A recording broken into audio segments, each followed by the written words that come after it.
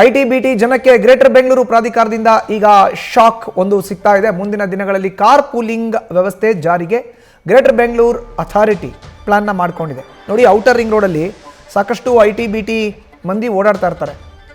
ದೊಡ್ಡ ದೊಡ್ಡ ಕಾರ್ಗಳನ್ನು ತರ್ತಾರೆ, ಒಬ್ಬೊಬ್ಬರೇ ಓಡಾಡ್ತಾ ಇರ್ತಾರೆ. ಇವರು ಇಂತಹ ವ್ಯಕ್ತಿಗಳು ಅಂದರೆ ಇಂತಹ ನೌಕರರು ಒಂದು ವೇಳೆ ಏನಾದರೂ ಕಾರ್ ಪೂಲಿಂಗ್ ಮಾಡದೇ ಇದ್ದರೆ ಗ್ರೇಟರ್ ಬೆಂಗಳೂರು ಅಧಿಕಾರದಿಂದ ದಂಡವನ್ನು ವಿಧಿಸೋ ಅಂಥ ಹೊಸ ಕ್ರಮವನ್ನು ಜಾರಿಗೆ ತರಕ್ಕೆ ಪ್ಲಾನ್ನ ಮಾಡ್ಕೊಳ್ಳಾಗ್ತಿದೆಯಂತೆ. ಈ ಮೂಲಕ ಔಟರ್ ರಿಂಗ್ ರೋಡಲ್ಲಿ ಏನು ಸಂಚಾರ ದಟ್ಟಣೆ ಇದೆ ಅದನ್ನು ಹತೋಟಿಗೆ ತರಬೇಕು, ಹಿಡಿತಕ್ಕೆ ತರಬೇಕು ಅನ್ನೋ ನಿಟ್ಟಿನಲ್ಲಿ ಈ ಪ್ಲಾನ್ನ ಮಾಡ್ಕೊಳ್ಳಾಗ್ತಾ ಇದೆ.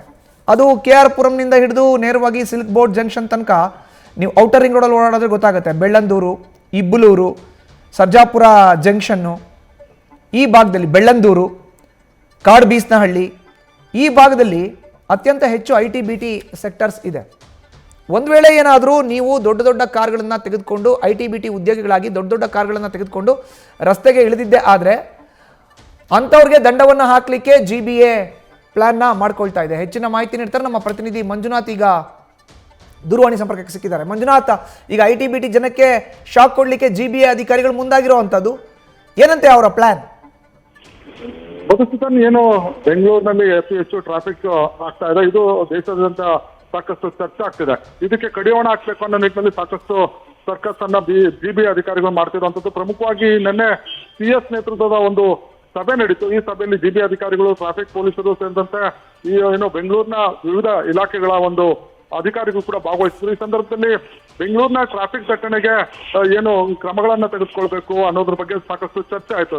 ಇದರಲ್ಲಿ ಪೊಲೀಸರು, ಅದರಲ್ಲೂ ಕೂಡ ಹೆಬ್ಬಾಳದಿಂದ ಇಬ್ಬಲೂರುವರೆಗೂ ಕೂಡ ಸಾಕಷ್ಟು ಐಟಿ ಉದ್ಯೋಗಗಳು, ಸುಮಾರು 25ಕ್ಕೂ ಹೆಚ್ಚು ಲಕ್ಷ ಮಂದಿ ದಿನವೂ ಕೂಡ ಸ್ವಂತ ಕಾರನ್ನ ತೆಗೆದುಕೊಂಡು ಹೋಗ್ತಾರೆ. ಈ ಸಂದರ್ಭದಲ್ಲಿ ಒಬ್ಬೊಬ್ಬರೇ ಟ್ರಾವೆಲ್ ಮಾಡೋದ್ರಿಂದ ಹೆಚ್ಚು ಟ್ರಾಫಿಕ್ ಸಮಸ್ಯೆ ಆಗುತ್ತೆ. ನಾವು ಎಷ್ಟೇ ರೋಡ್ಗಳನ್ನ ಕ್ಲಿಯರ್ ಮಾಡಿದ್ರು ಕೂಡ ಟ್ರಾಫಿಕ್ ಸಮಸ್ಯೆಯನ್ನ ನಿಯಂತ್ರಣ ಮಾಡ್ಲಿಕ್ಕೆ ಆಗ್ತಾ ಇಲ್ಲ. ಹಾಗಾಗಿ ಏನು ವಿದೇಶಗಳಲ್ಲಿ ಜಾರಿ ಇರುವಂತೆ ಕಾರ್ ಪೂಲಿಂಗ್ ಅನ್ನ ತರೋದು ಸೂಕ್ತ ಅನ್ನೋ ಒಂದು ಸಲಹೆ ಬಂದಿರುವಂತದ್ದು. ಇದಕ್ಕೆ GBA ಅಧಿಕಾರಿಗಳು ಕೂಡ ಒಂದು ಮುಂದೆ ಯಾವ ರೀತಿ ಇದನ್ನ ಅಳವಡಿಸಬೇಕು ಅನ್ನೋದ್ರ ಬಗ್ಗೆ ಗಂಭೀರವಾಗಿ ಚರ್ಚೆ ಮಾಡಿದ್ರೆ, ಪ್ರಮುಖವಾಗಿ ಯಾರು ತಮ್ಮ ಸ್ವಂತ ವಾಹನದಲ್ಲಿ ಒಬ್ಬರೇ ಓಡಾಡ್ತಾರೆ ಅವರಿಗೆ ದಂಡವನ್ನ ಅಥವಾ ಫಾಸ್ಟ್ಯಾಗ್ ಮೂಲಕ ಅವರ ಹಣವನ್ನ ಕಟ್ ಮಾಡ್ಲಿಕ್ಕೆ ಒಂದು ನೀತಿಯನ್ನ ತರಬೇಕು. ಜೊತೆಗೆ ಕಾರ್ ಪೂಲಿಂಗ್ ಅನ್ನ ಕಂಪಲ್ಸರಿಯಾಗಿ ಮಾಡಬೇಕು.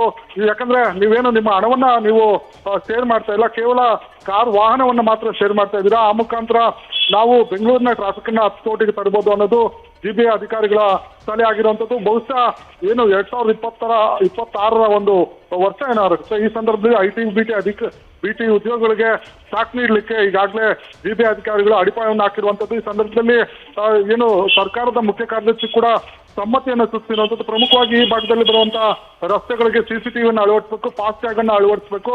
ಯಾರು ಐಟಿ-ಬಿಟಿಗಳು ಉದ್ಯೋಗಿಗಳು ವಾಹನಗಳನ್ನ ತೆಗೆದುಕೊಂಡು ಒಬ್ಬೊಬ್ಬರೇ ಓಡಾಡ್ತಾರೆ ಅವರಿಗೆ ಮಾತ್ರ ದಂಡ ವಿಧಿಸಬೇಕು. ಯಾರು ಶೇರಿಂಗ್ ಮಾಡ್ತಾರೆ ಅಥವಾ ಪೋಲಿಂಗ್ ಮಾಡ್ತಾರೆ ಅವ್ರಿಗೆ ಯಾವುದೇ ರೀತಿಯ ದಂಡ ವಿಧಿಸೋದು ಬೇಡ ಅನ್ನೋದ್ರ ಬಗ್ಗೆ ಒಂದು ಚರ್ಚೆ, ಸುದೀರ್ಘವಾದಂತ ಚರ್ಚೆ ಆಗಿರುವಂತದ್ದನ್ನ ಇದಕ್ಕೆ ಸರ್ಕಾರವು ಕೂಡ ಸಮ್ಮತಿ ವ್ಯಕ್ತಪಡಿಸಿದೆ. ಬಹುತೇಕ ಮುಂದಿನ ವರ್ಷ ಈ ಒಂದು ನೀತಿ ಜಾರಿಗೆ ಬಂದು ಐಟಿ ಮಂದಿಗೆ ಶಾಕ್ ಕೊಡ್ಲಿಕ್ಕೆ GBA ಅಧಿಕಾರಿಗಳು ಸಿದ್ಧತೆ ನಡೆಸಿಕೊಂಡಿರುವಂತದ್ದು. ಮಧುಸೂದನ್, ಧನ್ಯವಾದ ಮಂಜುನಾಥ್ ನಿಮ್ಮ ಮಾಹಿತಿಗೆ.